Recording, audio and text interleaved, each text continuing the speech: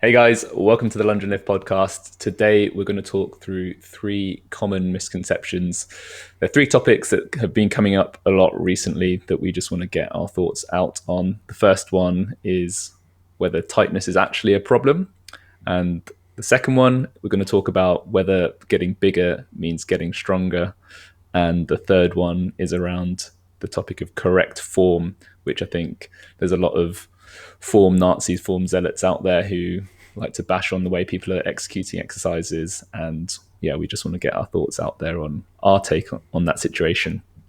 But as always, before we get into it, a big thank you to our show sponsor, Wit Fitness. Please check them out at One New Change in St. Paul's or on the website at wit-fitness.com and use our discount code LL15 to get 15% off your purchase.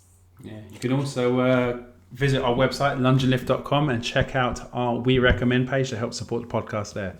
So, nice little plug. We're on now into our first misconception, and that tightness, is it always a problem? Short answer is no. And I think this one comes about from when people come in for a muscle imbalance assessment and they'll be talking about their injury history and their tightness. Like quite often there's a muscle that's always tight, and it's a really big clue as to how they move and what their biomechanics are like. But it's very context specific as to whether it's actually a problem or not. So one concept I think is important to understand to work through this is that of resting tone. So all our muscles are constantly cycling between a state of contraction, relaxation, and it's a sliding scale as to whether they're maximally contracted, partially contracted. And just by being awake, being upright, moving, there's a low level of contraction through most of our muscles or all of our muscles at a given point in time. If there wasn't, if all of our muscles were totally relaxed, we would just be a puddle on the floor. So we need that resting tone and tension to do anything. And it's the question really is, when does too much tension, when does too much tone or spasticity, that's the term applied to, tension running through a muscle, when does that actually become a problem? And obviously, if there's pain, that can be annoying. Although one of my favorite quotes from either Lock, Stock or Snatch is, a little bit of pain never hurt anybody. So that can come down to your level of sensitivity as well. Some people are genetically more sensitive to discomfort. Others have a very high pain tolerance, and actually that can be a problem as well. But it can be an indicator for some sort of tissue damage, obviously. So there's a big distinction between a muscle feeling tight and actually it causing problems and leading to actual tissue damage and injuries. So I think it's hard to distinguish if you're not sure or if you haven't had many injuries in the past and tension is new for you. But the key things to focus on, I would say, are if the tension is in muscles that you've been working during training, that's kind of expected. It's very related to DOMs. And if it dissipates and it's not ever present, then it's probably not a problem.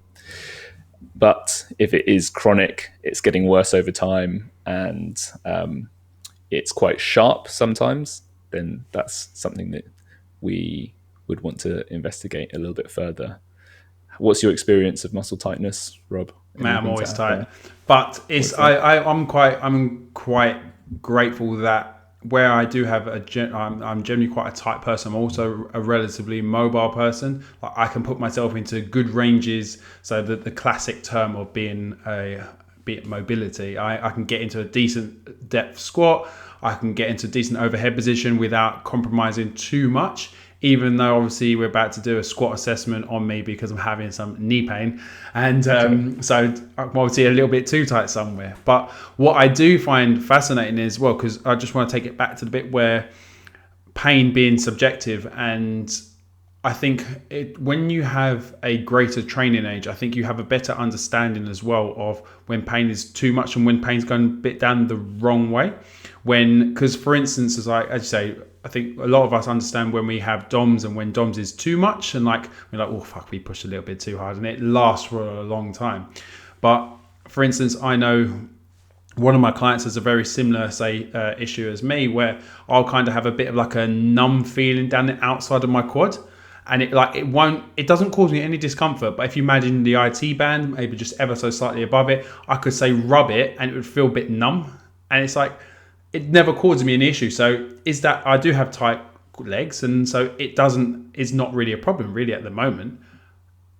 Well, it kind of is, because I'm now getting a little bit of a knee issue. But the thing is, what the interesting point is, it only becomes a problem at certain times. I've had this a numb quad for years, essentially, but it's only on the side, but it's never caused me too much discomfort. Even like how I'm having a knee niggle now, I'm only doing that because obviously I'm looking to say compete, so I want to make sure I can get to the competition relatively injury free, and hopefully then actually improve whatever is wrong. Yeah, so something I want to pick up on there is you said you're a tight person, but you've got good mobility. You can get into good positions. That's a very common thing that people say, which always cracks me up, because if you've got good range of motion and good mobility, then you're not tight. It's just it's a feeling of the muscle feeling tight. Sorry, mate, I'm an absolute commoner. Sorry. Not at all. It's just a very frequent occurrence, let's put it that way. And if the muscle's tight, it suggests it can't lengthen. No, I know. You clearly proved the point that it can. So it is just a feeling in those situations. Like people say they've got tight hamstrings, but they can do a full forward fold and put their hands on the floor. Yeah. It's like, well, how much looser do you want those hamstrings to be? And I think it's very important to distinguish between the feeling of tightness and actual restriction in flexibility or range of motion. So, yeah. I guess anything else on that one? Yeah, no, I think something I guess it does also come down to is then the tightness, understanding at that point of when it does become a problem, because if it starts to cause damage, as you say, either that's just the start of a niggle, or if that's in it actually causes other tissue damage along the way, which then turns into like proper injuries, that then can become a real problem. And I guess it's something that you should address early doors, because if it is something that you feel, as we've discussed before in like episodes where we said when does a niggle become an injury and stuff like that, it's like muscle tension, I guess, is going to be your body's way of saying, look, something's not going right here. I'm going to just keep this tight because I'm having to protect it, or I'm going to have to try and protect somewhere else. So you have to try and work out where along the chain something's fucked up, so you can then address it. So then it doesn't ending as a niggle or then turning into an injury or worse. Yeah, that's a good point. I think, so the principles of those tissue damage injuries are that something has exceeded its tissue tolerance. So either through trauma, like a collision, an accident, or through overuse over time. And how can overuse come about? It can either come about through programming. So you've just done too much training too soon. And even if you had perfect mechanics, some tissues would get overused because they're under a lot of stress through sheer volume.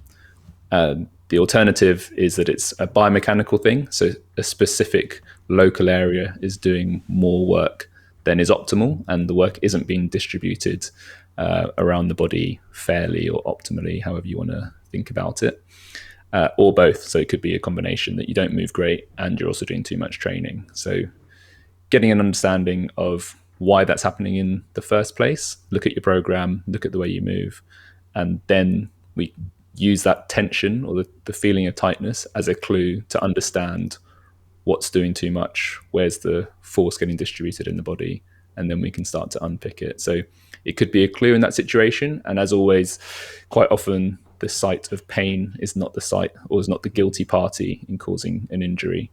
It's just something to factor in. But overall, the point I was trying to make with this one is that the feeling of tightness is just a piece of information, really. It's not necessarily that you're injured because you're getting tightness in a certain muscle. And deal with it appropriately, because I think a lot of people freak out when they're like, oh, I've got a tight hip flexor. Well, okay, let's look at what's the full story, and I guess how much of a problem is it actually causing you. Yeah. So I guess, as you say, that it's just being clear of if you have a tight hip flexor or an apparent tight hip flexor, then what is it stopping you doing? Or what is it that's now caused you to say you have a tight hip flexor? Is that because generally across the board, that's what's commonly the message is spread? Oh, people have really tight hips. So as in, okay, so if you want to blame that for whatever you're doing and not able to do, then fair enough. But is it just that, or is it actually something else? I guess, as you say, it's become very clear on why you're tight. So. Exactly. And yeah, don't get me wrong, like if it's giving you hip impingement and you've got pain when you're squatting, then it's a very serious thing. It's a serious thing that we need to give some time and respect. But if it's just a bit of discomfort every now and again, then yeah, crack on. Yeah. So I guess as we can move on to now point number 2, and that's size doesn't necessarily always equal strength. And I guess this comes across as you do get strong bodybuilders. Like we've seen like the Phil Heaves, well, not necessarily Phil, like Ronnie Coleman and stuff like that are strong as fuck. And not only do they lift heavy ones, they lift heavy 8s, they lift heavy 10s. They're just strong individuals. But they might only be strong in comparison to other bodybuilders, not necessarily compared to strength athletes, like say powerlifters, who they might not be able to lift, say, an 8 rep max, but more than that, but they can lift their 1 rep max a lot more than a bodybuilder. So size equals strength. Is this a common thing that you hear? Yes. I think it comes down to predominantly a confusion around language, in that bodybuilding all bodybuilding is lumped together in one bucket, and as soon as you step away from squat, bench, deadlift, or strongman or CrossFit, it's then bodybuilding. And I think there's so much nuance within that term that just getting clear on exactly what we mean when we talk about a style of training is important, so that if we're doing training or prescribing training, we understand actually how it's working and why we're doing it in the first place. And I think, we did a whole episode on the science of hypertrophy and the difference between myofibrillar and sarcoplasmic hypertrophy. And that basically comes down to, are you trying to get more muscle fibers to improve the contractile proteins in your muscles, or are you trying to swell them by putting more fluid into them, essentially by getting a serious pump? And a lot of people get stronger by doing bodybuilding style training, but I think it's how are you actually applying the exercise, and could you do, in air quotes, a bodybuilding exercise in a strength training manner? So let's take an example to bring this to life a little bit more. Not that I regularly program something like a leg extension, but there's a big difference between doing a leg extension for high reps in a drop set, super slow tempo, versus doing a leg extension for low reps, maybe at speed, maybe at pauses, with pauses at end range. And understanding why you're choosing that exercise and the intended outcome is super important. And I think one of the things that you always say, Rob, is just defining what strong is. So how are we measuring our strength? What aspect of strength are we trying to work on? Is it 1 rep max? Is it strength endurance, like a 20 rep max or something like that? And using the term bodybuilding, because, we said it in the pre-show chat, saying I got stronger by going to the gym. You could go to the gym and do cardio. You could go to the gym and do weights. You can go to the gym and do jiu-jitsu. And depending how you're defining the term of strong will massively impact what sort of training actually makes you stronger. So it's more of a bugbear than an absolute, because there's obviously a lot of crossover between training that makes you bigger and training that makes you stronger. But I think, what aspect of bodybuilding are you using to get stronger? And are you actually just doing localized targeted strength work under the guise of bodybuilding? Because there is like bodybuilding and strength training don't own certain exercises. Bodybuilders back squat, like strongmen back squat, there's so many exercises they have in common that I think we need to just get clear on what the stimulus is, and it's resistance training in some form or another. Yeah, I think looking from like what this bugbear for you is definitely, as you say, a terminology, and I think it's the problem is everything just being lumped into one thing that, as you said, just like you said there, if it's not, say, CrossFit, strongman, powerlifting, or sport, it's bodybuilding. And the problem is, technically, everything is building the body, so it is bodybuilding. So no one's necessarily wrong, but as you said, it most likely is targeted strength work. Because, say for instance, using this example, if someone's doing a rear foot elevated split squat, right? They're great for smashing the quads, getting a good glute pump, everything, all round. You get a really good feeling around. So if you use it as a bodybuilding exercise, it's an awesome exercise for that. It's also really good at improving single limb strength.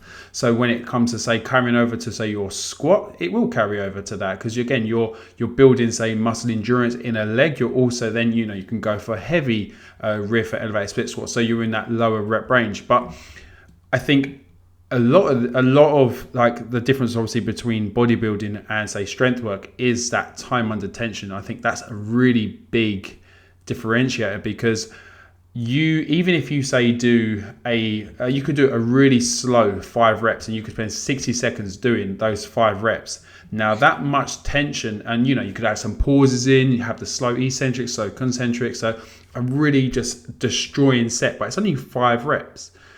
But that is technically bodybuilding, because you're not doing that performance. You're taking that for the other end of the spectrum. You're literally doing that to target that muscle and destroy it. But then on the flip side, if you did, say, 8 reps really fast, is that bodybuilding? If it took you, say, 10 to 15 seconds, is that really bodybuilding? Probably not. And the reason why I say this is because you go into a lot of commercial gyms and you'll see everyone doing 8 to 12 reps, but no one's getting bigger. That's because they don't have a good time under tension. They don't have a good mind-muscle connection. There's so much to bodybuilding that gets bastardized. And I think where I still love to do bodybuilding, I still love to do strength work. I see your bugbear, and I get it. Mm. But I think people, if you're truly doing bodybuilding, it's gonna hurt. And it's not. It's people just doing 8 to 12 reps, and then they class it as bodybuilding, and that's where that's kind of my bugbear. That because you do 8 to 12 reps, you don't do bodybuilding. It's like, oh, not really. How long has that set taken you? And sorry, that's now my bugbear. I'll let that. No, I think it's a great point. Like the point is essentially be clear on what the stimulus you're trying to elicit is, as we always say, and then just go about it accordingly. You don't have to say You're almost missing the point if you're saying I'm doing bodybuilding or I'm doing strength work. It's like, specifically, how are you trying to change the body, and then elicit that from your physiology. So if you are trying to that super slow 60-second set, like one of the main things you're getting there is a huge amount of metabolic stress.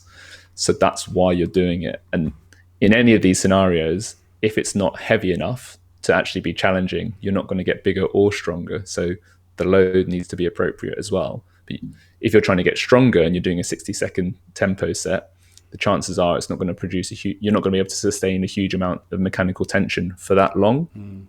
So your high-end strength isn't going to be as improved as it might be with a shorter, heavier set. So I feel we've kind of gone off the original thing of size equals strength and kind of gone into our own little bugbears about people saying they're doing bodybuilding when really are they? But in some respect, if we want to try and bring it back to that point of size equals strength, is when we look at, say, big individuals, and it's a presumption. So you think, cool, they must be strong, but a lot of bodybuilders do, they're not necessarily looking to lift the heaviest weights possible. They're looking to improve their, say, 8 rep max, their 10 rep max, their 12 rep max. So technically, they are strength athletes in their own right, but they're not strength in the common realms of, say, 1 to 5 reps, or 1 to 3 reps. So it does depend, as always, it always depends on what you're training for and what you class as strong. As Ash mentioned, what I like to kind of always have that as a key indicator, because if you say bodybuilding is getting you strong and your 8 rep max has now improved by 10 kilos, then yes, bodybuilding is getting you strong. But has it made your 1 rep max strong? And if it hasn't made your 1 rep max stronger, have you got stronger? If you don't care about your 1 rep max and you only care about your 8 rep max, then yes, it has got you stronger. So it depends on who you're asking, which again, all boils down to, we obviously had Hunter on last week and he was talking about, obviously, with CrossFit, strength training, and like obviously with OCR. So you had that massive range of like different sports, and it all depends on what sport you're put into. Yeah. Depends on which one makes you either bigger, stronger, faster, whatever. Yeah, spot on. I think that's it. Like, what type of strength do you care about? Because what one thought I just had is that a lot of bodybuilders would have a stronger bicep curl than a lot of strength athletes, because strength athletes don't train that isolated strength. There'll be some carryover in either direction, but because bodybuilders would have trained that much more, their ability to maximally recruit that muscle will be better because it's a skill that they've practiced. But strength athletes would say they don't care who's got the biggest bicep curl, they care who's got the biggest deadlift, for example. And lots of nuance, lots of caveats, but we've had our therapy session. Yeah, thanks for listening, guys.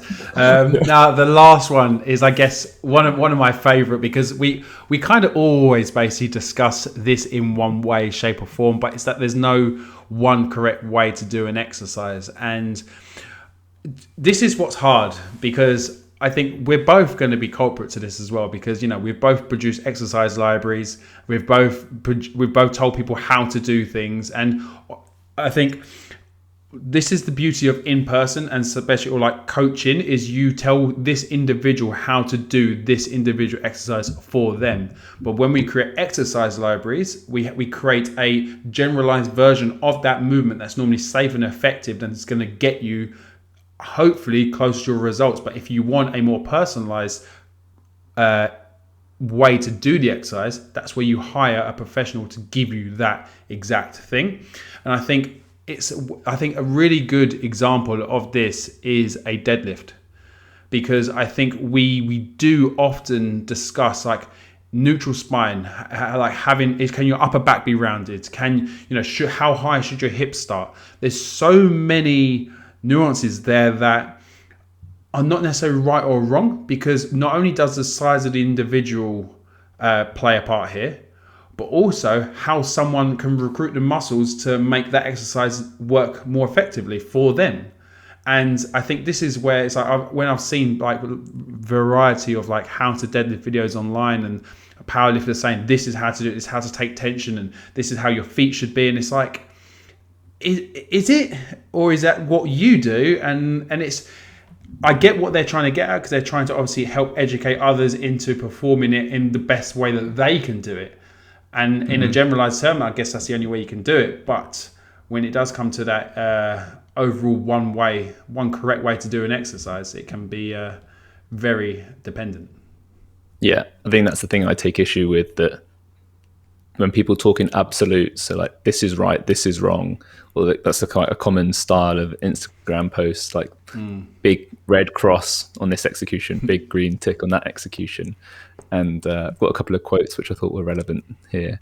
One from our mate Billy Shakespeare: "There is no good or bad, only thinking makes it so." So basically, just whatever it is, it's our opinion as to whether it's actually good or bad. And another one from Ido Portal, which is, "There is no wrong movement, there's lack of preparation and lack of awareness." And his point there is, like, Ido Portal, he's a movement guy who's known for all sorts of crazy positions. Guy, yeah, he does loads of animal stuff walks. like that. Yeah. He's a phenomenal athlete. He can do all sorts of crazy shit.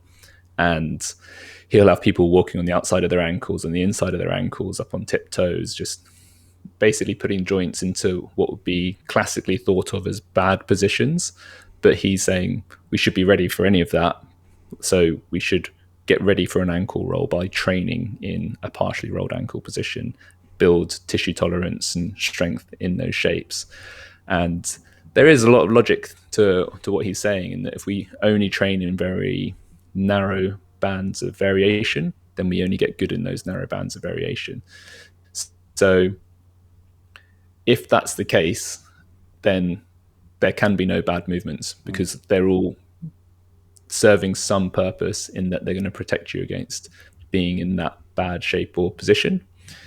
It basically comes down to, is it in a sensible dose? So you can be in any shape you want, provided that your body can handle it. And what allows your body to handle it, you effectively having built up to it in a sensible progression. This is how people do crazy stuff like one finger push-ups. If most people try to take a good proportion of their body weight through one finger, it would hyperextend and probably snap. But some people have built up to it slowly over years and years and years with sensible progressive overload, and they can then do that.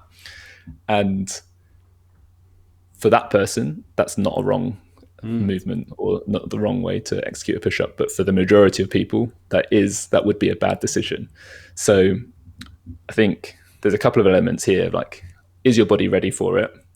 Are you doing something that's way more aggressive than actually you're ready for? And what the second part of this is, what's the desired stimulus? What are you trying to get out of the exercise? Like you said there with the deadlift, you could be doing a Jefferson curl or a round back deadlift to specifically strengthen your back and give it robustness against those bad positions when you then do your more conventional lifting. Or you could be doing a really straight back deadlift and really focusing on the hip hinge and getting loads of hamstring so you wouldn't have much knee bend. They're all just tweaks to the same core exercise, which have a different desired outcome. And I think, well, the split squat's the other one, when people talk about knees over toes or knees staying over your feet, going straight up and down versus shifting forwards. None of them are wrong. They're only wrong if they're causing you injury or you're not getting the stimulus that you want out of it. Yeah, I think all the things you said there, I think kind of always, it boils down to intent. Is in, what is your intent behind the exercise? And also, is it your business? If you're looking at someone else thinking they're doing it shit, is it your business to think they're doing it shit, or do you not know why they're doing it? And I think this is a really good example, because using sticking with the deadlift one, it's like, I've seen many terrible deadlifts in the gym. Now, over the years, as I've become more experienced, I've also then understood that not everyone looks the same. So I'm talking about when I very first saw a deadlift, and even looking at some of my own deadlifts. You know, I look back and I think, fuck me, how did I survive that? But the thing is back then my intent was to lift it perfectly, and I didn't. So that meant my load was too much. My body couldn't handle the position. It went out of position. So my intent behind that was wrong. So that is where I was not performing it correctly. I was performing it in an incorrect way, and it just happened to get up to the top because I was trying to perform a deadlift correctly.